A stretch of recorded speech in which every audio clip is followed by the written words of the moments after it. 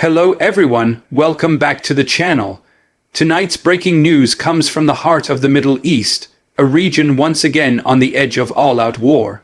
Reports are flooding in that Israel has carried out a direct strike on Tehran, marking one of the most daring and dangerous escalations in the decades-long shadow conflict between Israel and Iran. According to early intelligence briefings, Israeli aircraft and long-range drones penetrated Iranian air defenses late last night, targeting what sources describe as a high-altitude military complex near the outskirts of Tehran.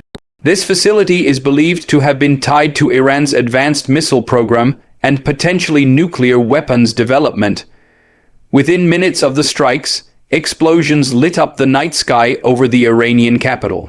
Witnesses described massive fireballs and shockwaves that could be felt across several districts. Iranian emergency services rushed to the scene, while state media accused Israel of an act of war. This isn't just another regional flare-up. This is Israel taking the fight directly into Iran's capital, a line that few believed would ever be crossed. Moments after the attack, Israeli Prime Minister Benjamin Netanyahu, who appeared on national television. His tone was grave, his words carefully chosen. Israel will defend itself against all threats, no matter where they originate, he declared. Then, in a chilling moment that has sent shockwaves worldwide, Netanyahu, who directly warned Iran's leadership, "If you threaten the existence of Israel, know that we will bring the war to your doorstep." That statement, "we will bring the war to your doorstep," has become the headline flashing across every global news outlet. Iran's government has vowed swift retaliation. President Ebrahim Raisi has reportedly convened an emergency meeting of Iran's National Security Council. Revolutionary Guard units have been placed on high alert, and Iranian state television has broadcast fiery speeches from senior commanders promising that Israel will pay a heavy price. Sources in Washington confirm that the United States was not informed in advance about the Israeli strike. The White House has issued a cautious statement calling for restraint and urging all sides to avoid actions that could ignite a wider regional war. But privately, analysts believe this move may have caught even Israel's closest allies off guard. Satellite images released this morning show severe damage to several structures in northern Tehran. Defense analysts suggest the attack was carried out using stealth missiles launched from Israeli F-35 jets, likely operating beyond Iranian radar coverage. Others speculate that cyber elements may have been involved, possibly disabling parts of Iran's air defense grid moments before impact. For years, Israel has warned that Iran's nuclear ambitions cross a red line, but this latest strike represents something far more dramatic, a preemptive message delivered right in the enemy's heart. Experts say Israel's actions were likely triggered by recent intelligence suggesting that Iran was weeks away from achieving a significant nuclear breakthrough, possibly related to weaponization or missile delivery systems. If true, this would explain the timing and scale of the attack. Iran's response, however, may determine whether this becomes the start of a regional conflict or a global crisis. In Tehran today, anti-Israel protests have erupted across major cities. Crowds chanted "Death to Israel" and "Death to America," while Iranian media broadcast emotional footage of civilians near the blast zones. Meanwhile, reports from the Iranian Revolutionary Guard suggest long-range ballistic units have been mobilized, potentially preparing for retaliatory strikes against Israeli or Western targets. In Tel Aviv, air raid sirens briefly sounded after Iranian-linked militias in Syria and Lebanon fired rockets toward northern Israel. Most were intercepted by the Iron Dome system, but tensions remain sky-high. The Israeli military has now placed its air force, missile defense, and intelligence units on full wartime readiness. The international response has been swift and divided. Russia condemned the attack, accusing Israel of violating international law and endangering global peace. China called for immediate de-escalation, but blamed the United States for failing to rein in its ally. In Europe, reaction has been mixed, with France and Germany expressing concern but stopping short of condemning Israel outright.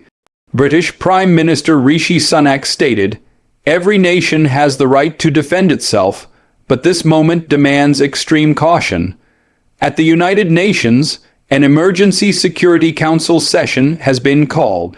Diplomats say this could become one of the most heated meetings in years, with Iran likely demanding sanctions and Israel arguing self-defense. Inside Israel, the strike has drawn both praise and fear. Supporters of Netanyahu's government see it as a bold move, a message of deterrence to Iran's proxies in Lebanon, Syria, and Gaza. But critics warn that Israel may have just opened a new front in an already fragile region, risking a chain reaction that could spiral beyond control. Military analysts note that Israel has historically avoided striking directly inside Tehran due to the massive geopolitical risks. This strike, therefore, signals a shift in doctrine from containment to confrontation. Meanwhile, in Washington, U.S. intelligence agencies are scrambling to assess Iran's next steps. Leaked Pentagon reports suggest that Iranian-backed militias in Iraq and Syria have been given a green light to target American installations. U.S. bases in the region have now been placed on high alert. The question everyone is asking tonight: is this the beginning of a regional war? If Iran retaliates directly against Israel, either with missiles or proxy forces, Israel has vowed to respond without limitation. That could mean strikes on Iran's oil infrastructure, military bases, or even nuclear sites. And if that happens, analysts warn, global oil prices could skyrocket overnight, sending shockwaves through an already fragile world economy. China and Russia have quietly begun diplomatic coordination with Tehran, possibly preparing to shield Iran from further Western sanctions.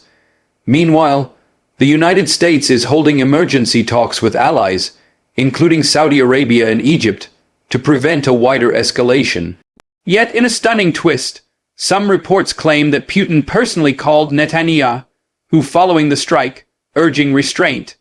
It's unclear what was said, but Russian officials are said to be deeply concerned about the possibility of Iranian retaliation disrupting Moscow's military operations in Syria.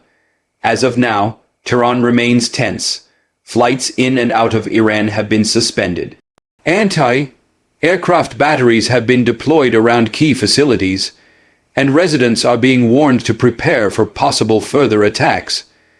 In Israel, military reservists have been called up. Social media is filled with footage of Israeli jets streaking across the sky, tanks mobilizing near northern borders, and soldiers praying before deployment. At this point, both nations stand seconds from the brink, each unwilling to back down, each ready to prove strength. What happens next could define the future of the Middle East for decades. Will cooler heads prevail, or has the spark already been lit for a much larger war? This story is developing rapidly, and the world is watching. The stakes couldn't be higher. Thanks for watching. Don't forget to like, subscribe, and share.